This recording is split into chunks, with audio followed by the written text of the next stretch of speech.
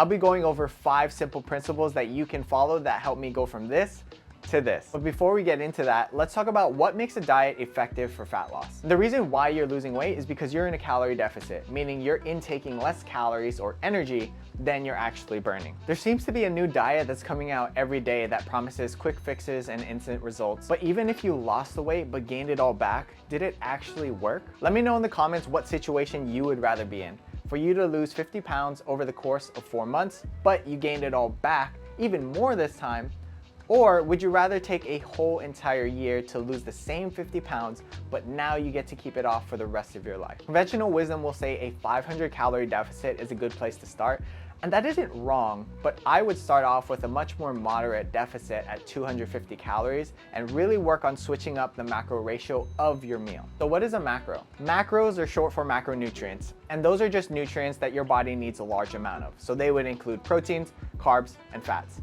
And each macro is made up of calories. Think about it like this. Calories are like dollar bills and macros are like coins. You can make $1 out of 4 quarters or any other combination of dimes, nickels, and pennies. And it's the same with calories and macros. You can make 3,000 calories with any combination of coins, aka protein, carbs, and fats. So 1 gram of protein equals 4 calories, 1 gram of carbohydrates equals 4 calories, but 1 gram of fat equals 9 calories. So yes, it is more calorically dense, but that doesn't mean that you should avoid them just because of that. And I'll go over why in just a little bit. So what do I mean by switching up the macro ratios? What I'm saying is instead of eating 1,800 calories worth of rice, let's be mindful about the coins or macros that our meals are made out of. And this will speed up your progress and make sure that you're not feeling cranky, moody, and tired all the time, which will make this process that much easier. So right now, maybe you're eating and your plate looks like 3/4 worth of rice, pasta, whatever it is, and maybe 1/4 of your plate is actual protein. Instead of just cutting down the size of the plate drastically,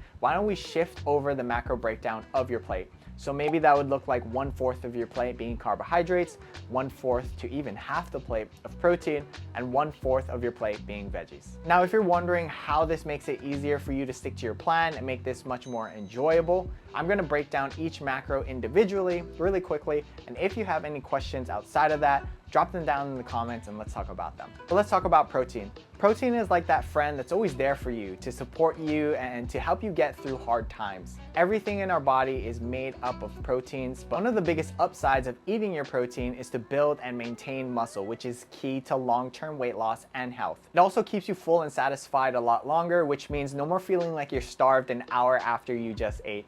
And that's because protein breaks down much slower when compared to things like carbs. Now, carbs are like that one family member or friend that's always there to hype you up and get you feeling energized and happy. Carbs are our body's preferred source of fuel for energy, and it also aids in gut health and digestion. So we need them to feel energized throughout the day, but they also help us not feel bloated and backed up. Plus, carbs are just awesome. Who wants to live in a world without rice, pasta, bread, all of these things? All right, fats are last, and they're hyper, bouncing off the walls. They're like kids at a party eating candy and drinking Capri Sun at 9 p.m. You know what's coming when you get home, and that's because they are the most energy dense out of the 3. Remember earlier, 1 gram of fat equals 9 calories compared to 4 calories for the other 2. But that doesn't mean fats are bad. We need fats to function properly, especially for good hormonal health.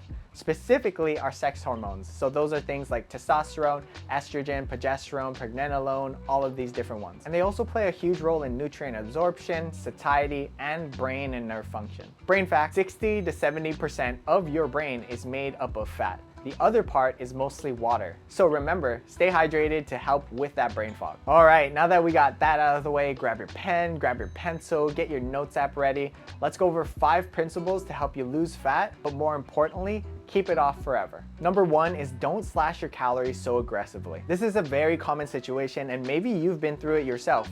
You decide it's time to make some changes, so you either cut out the number of meals you're eating, or all of the meals that you do eat become salad. Or you do both, and now you're going to bed hungry, you're always fighting that urge to take a midday nap, and you do this until you can't take it anymore, and then you stop. A more moderate deficit will lead to you sticking to the plan and you not feeling hungry, moody, and low on energy throughout this journey. And on top of that, a large deficit will increase the likelihood of a loss of muscle mass, which is the enemy of long-term weight maintenance. The more muscle you have, the more calories you burn. So we want to keep or even even build as much muscle as possible. A large calorie deficit can also lead to hormonal issues, especially if you're someone who's stressed out with a busy family life or a demanding job. And just because you got used to the stress load of your life, that does not mean it's optimal for your health. Number 2, pick whole natural foods over processed foods 80% of the time.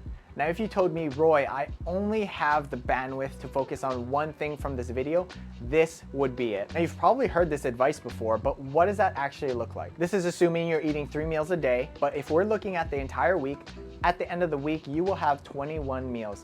That means if you're sticking to this 80% of the time, 17 of those meals will be from whole natural food options. If you did this consistently for a long period of time, I promise you, you will start to see changes. So what's going on? How does this actually work? By sticking to whole natural foods, you can eat more food for less calories. Things like turkey, chicken, sweet potato, rice, they are not as calorically dense, and in other words, they don't have as much calories compared to their processed counterparts. Let's take a look at baked white potatoes versus a medium fries at McDonald's. The medium fries at McDonald's is gonna come out to 350 calories.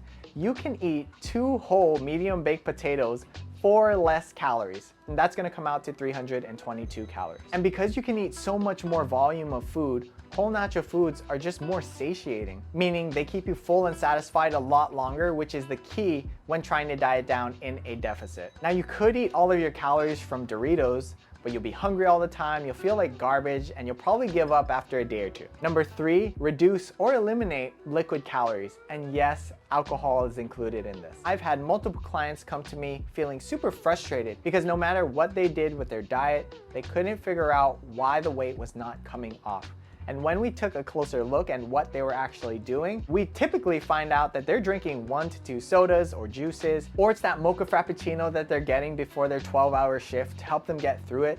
And that's easily 300 to 450 calories from just liquid calories. And if you're having that 1 to 2 drinks at the end of the night to help you unwind, I'm not saying you have to give that up right now, but you do have to take that into consideration, which is something I'll talk about in our last tip. Number 4, and second to the last, is to prioritize protein. We have a special guest, don't mind her. Now let's get back into the video. We talked a bit about it in the beginning of the video, but I really want to make sure that you get how important this is. So yes, protein keeps you full and satisfied, but that's not the only reason why we want to prioritize it in our diets. When we're in a calorie deficit, our body is losing body fat, but we're also losing muscle mass as well, which is something we want to avoid at all costs. Remember, muscle is your metabolic armor. The more muscle you have, the more calories you burn at rest, on top of things like helping you regulate your blood sugar. In conventional restrictive diets, people will spend hours doing cardio while eating in a really big deficit with not enough protein. And the weight may drop, but what typically happens is a big rebound at the end. That's because in their attempt to shed off as much weight as possible, they also lost a good amount of muscle mass through that process. And the less muscle you have, the harder it is to maintain your weight. So how do we actually make sure that we keep as much muscle on as possible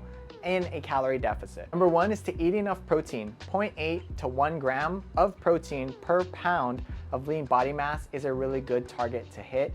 If you don't know your lean body mass, what you can do is actually just take your ultimate goal weight and multiply that by 0.8 to 1 to get your protein target. And the second thing is you need to make sure to strength train. You need to send a signal to your body telling it, hey, we need to keep this, do not break it down. And strength training is more important for my women out there because as you guys age, bone density starts to decrease and strength training will help with that. And number 5, the last tip, is to plan for the foods that you love first. Heavy restriction will always lead to binging. Have you ever been in a situation where you told yourself, I want to lose weight, so I'm going to cut out chocolate? You can insert whatever snack or food that you love. I'm going to cut that out, and maybe you do that for a day or 2, but then you start to have a craving for it. And then you start to think about it every day, every night, and now this craving is growing and growing and growing. You probably know how this story ends. That's why if you love something, if you love that chocolate, plan for that first and make sure you have it every single day. So at the end of the night, what that would look like is maybe you have 1 or 2 squares of that chocolate that you love so much. If you love chips, go out, buy those single serving bags and plan to have one every single day. On this journey, you have to stop worrying about being perfect. That's what's holding you back from making long-term weight loss progress. And that's it for today. If you thought this was helpful, please let me know by leaving a like. And if you have any questions about anything, drop them down in the comments. And if you haven't already, please consider subscribing to my channel if you want more nutrition and health related content just like this. I'll see you in the next one.